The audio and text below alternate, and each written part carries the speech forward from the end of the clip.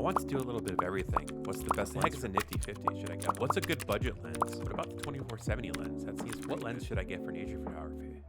Maybe that guy is you right there. And honestly, picking out your first lens can be kind of confusing and a daunting task. There are so many choices and variances out there, but hopefully this video will help simplify that choice. So let's talk about why I think the 24-70 lens is the perfect focal length to start off with. And what a better way to do that than go out and test this guy. Okay, so first I want to talk about the pros of this lens, one of them being versatility, and this lens is the most versatile lens in my arsenal. It can easily be your one-stop shop to anything photography or videography related.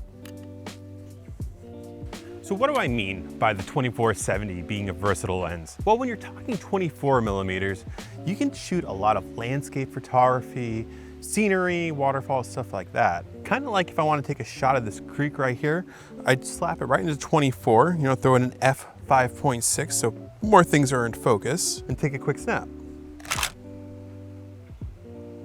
But because it has a range of 24 to 70, there's a lot more option than just shooting landscape via 24 millimeter. For example, you can slam it into a 50 millimeter and it's a very popular prime lens focal length, where what you'll see is a little bit more natural feeling and a little bit more focused on the subject. And then you can turn it all the way up to 70 millimeters and voila, you got yourself a pretty decent focal length for a portrait lens. Now the recommended portrait focal length is 85 millimeters, but 70 millimeters isn't that far off. Now, for example, I recently shot a wedding using only this lens and this camera. I did have a B camera, but I didn't use it that much. And being able to switch between the various focal lengths on here, shooting wide only when I need to, but really trying to focus on either 50 millimeters or 70 millimeters, I really liked how the results came out. Let me show you what I'm talking about. So yeah, this lens is absolutely amazing for weddings because it's good with portraits and also wide shots. Like I said, 70 millimeters and 50 millimeters are both fantastic focal lengths to be capturing anything related to weddings or other events. I personally love how my couples portraits come out when I'm shooting in 50 millimeters on this lens, but if I want to get more of a natural portrait type photography, crank it up all the way to 70 millimeters if you have the room to do so, and you're going to get some pretty nice portrait shots. And yes, while I understand that 85 millimeters is the optimal portrait photography type lens, honestly at 70 millimeters, you're not that far off. Really, probably one of the greatest things about using this at a wedding or an event is you're not constantly having to switch lenses because you have such a wide amount of options. Let's say you're in a tight space and can't really capture the entire image. You can go all the way down to 24 millimeters and make it a pretty wide shot. And at the same time, if you have the space to be able to shoot in 50 or 70 millimeters, turn it up to that and you're gonna get some nice compression and some nice portrait and shots of people. Also, if you're getting a decent 24-70, most of these lenses are going to come in at f2.8, and an aperture of f2.8 is going to be more than fine for most low light scenarios, but you need to get some extra lighting in, especially when you're indoors during a reception, as well as it gives that nice blurry background if you're trying to bring your attention to the subject just that much more by creating that background effect everyone loves. So overall, when I'm at a wedding or a similar event, I'm pretty much always going to pick a 24-70. The versatility of being able to go back and forth on the fly, various focal lengths between 24 millimeters and 70 millimeters is so important to my personal workflow because I don't want to miss a shot because I had to change a lens during the middle of like a reception or a ceremony. So there was some pretty nice shots that I got at that wedding using only this lens, and having to only carry one lens, one camera, and not have to worry about it and get the shots that you still want is one of the reasons why this lens is such a good first starting lens to get. Well, not this specific lens, but any 24-70 millimeter will get the job done for you. Whether it's Canon, Nikon, Sony, etc., the 24-70 millimeter is a great first starting point for a lens. But now that you've seen how an event looks like a wedding, let's go ahead and take some nature photography, POV style.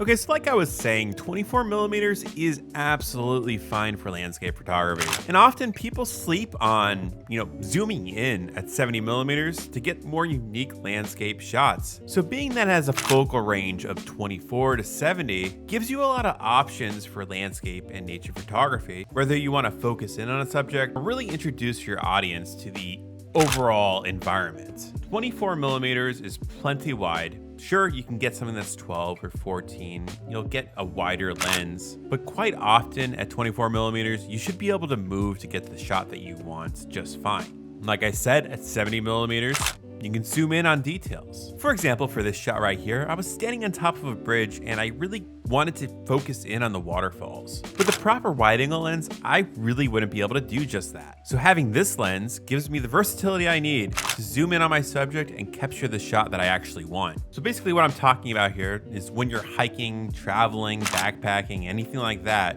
and you really only want to bring one lens, having the ability to choose any focal length between 24 and 70 is a great option for nature photography of any kind.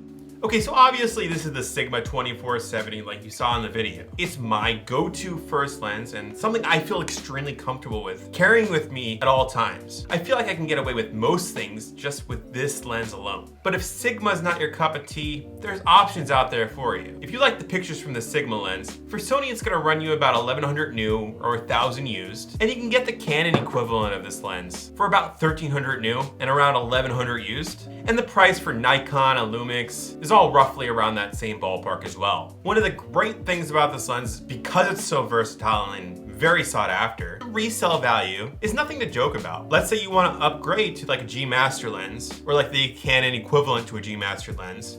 You're looking at spending, $2,000. But you'll find that you won't have a tough time reselling this for $800, $900, especially if you find a local buyer that might be interested. Now, anything in this focal range is really gonna work for you the way I have it work for myself, like a 28-75. And you can explore options from, either your camera company or aftermarket lens companies like Tamron, Sigma, Scion, or however you say that, or whatever else might be your lens company of choice. Really the point is you're looking for a lens that's 24-70 or close to it and has an aperture of around f2.8. That way it will give you the most versatile experience with your first lens like we talked about throughout this entire video. And if you came across this video and you're in the market for your first lens, you might also be interested in what gear to get, where to spend up money, where to save money, and what's the bare minimum that you need to get started with this photography journey. Well, next week I'll be coming out with that specific video, and I think it's gonna be very helpful to anyone wanting to start off photography. So please consider hitting that subscribe button down below and keep an eye out for that video. Anyways, thanks for watching this video. I hope it helped a little in making your